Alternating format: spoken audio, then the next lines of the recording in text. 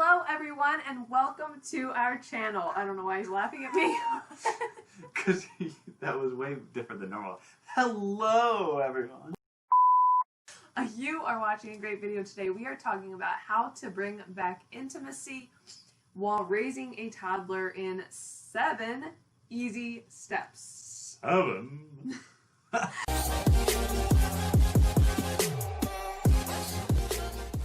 We have a comedian here today, I guess. So we are super excited to talk about this topic because we have been married 5 years, just last month, and it has been a wonderful experience.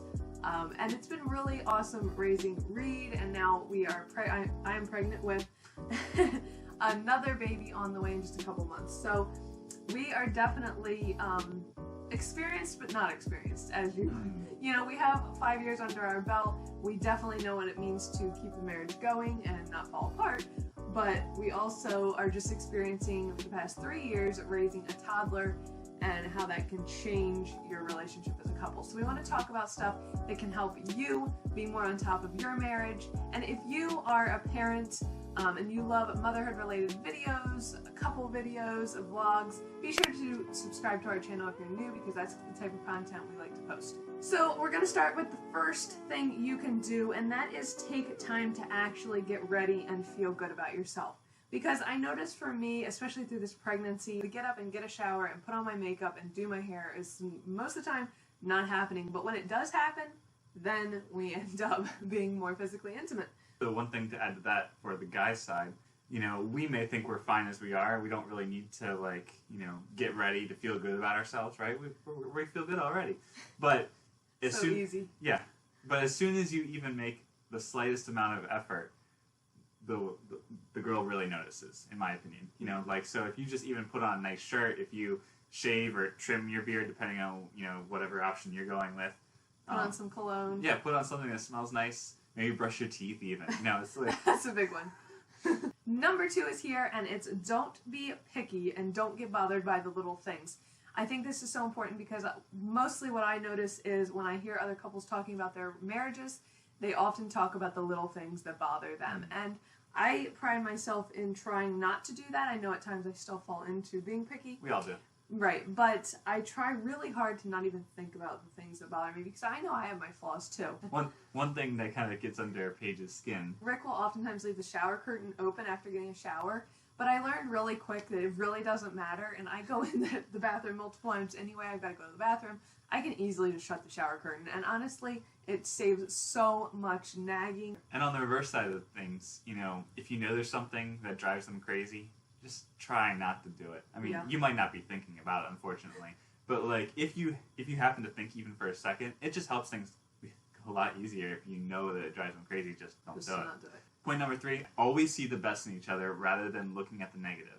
Mm-hmm. It's so easy to dwell on the negative things about the person instead of focusing on why you fell in love with them in the first place, why you even married them. Mm-hmm. When you start looking at more positive things, you start feeling more close to the person. Mm-hmm. You start wanting to do things more physically with the person. Mm-hmm. You start feeling happy that you're with the person. Definitely dwell on the strengths rather than the weaknesses, and it really does make a big difference. Like, there are times when Rick might have to work late for work, and I will start to get frustrated, and I'll feel it inside me, and I'm like angry. And I already feel bad. And he already feels bad, and he doesn't want that to happen anyway, but he can't control that. And like instantly I'll tell myself, hey, I get to stay home every day with Reed, and I am so blessed to get to do that, and if it weren't for him working like he does, so I wouldn't get to do that. So just the occasional times that he has to do that is not really a big deal. And most importantly, I think when you constantly look at the positive, I think it's easy as the years go by,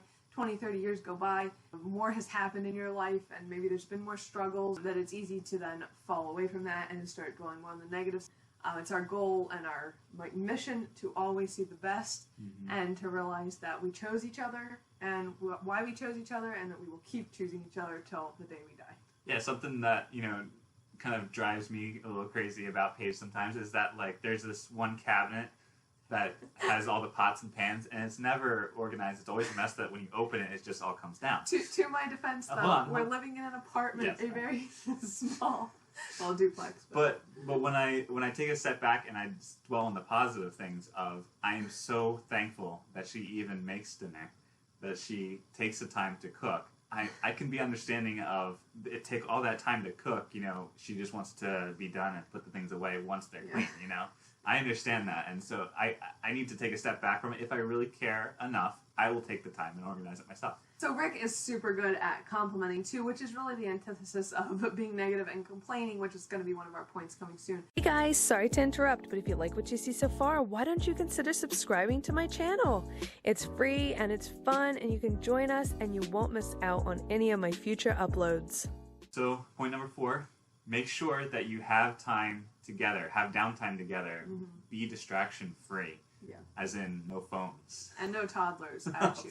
Well, okay, yeah. But find time when the toddlers aren't around, when they're not underfoot, when they're maybe napping, or when they're able to play by themselves for some time, to have time together. Yeah, not just to have sex. I mean, obviously we are talking about physical intimacy here, yes. Let's be real, and that is an extremely important part of a marriage. Even the time that you're just together to work on your spiritual life, or just the communication part of what's going on in our lives or goals for the future, is so important. But essentially, when you have all these other things aligned, it is way easier to then be sexually intimate later. Especially, I mean, from my experience, especially with you, because otherwise you have tons of things on your mind. Yeah. So when you can communicate throughout the day and take that time and get those things off your mind, then at the end of the day, when the kids are finally in bed and you've had a long, tiring day chasing them and all that kind of stuff, and your priorities are aligned and everything. And make time at night. I think it's so easy.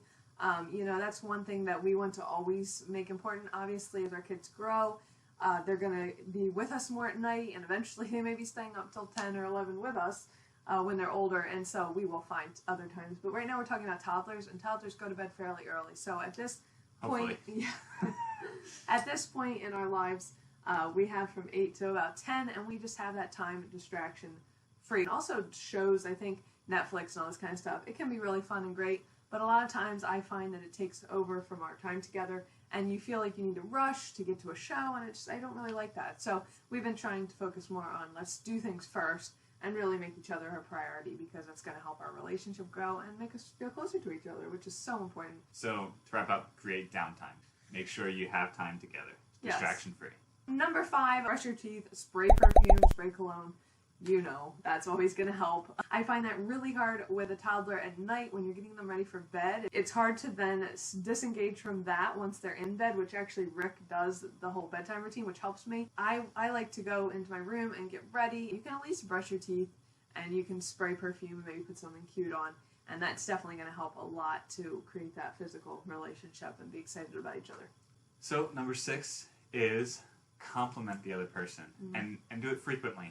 The more you compliment a person, the more they're likely to do something intimate with you. The more they're going to feel good about themselves. If they don't feel good about themselves, they probably won't want to do something.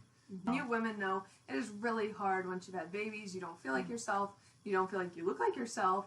And even though maybe people will tell you, "Oh, you look great. You got your back before your." I know so many people would say after I had Reed, you look so great. You don't even look like you had a baby. It doesn't really make that big of a difference. You still feel different, and you're more insecure, and so that's in and of itself a really hard thing to overcome. And compliments mean more coming from the person that's really looking at you. Rick tells me 24/7 how beautiful I am.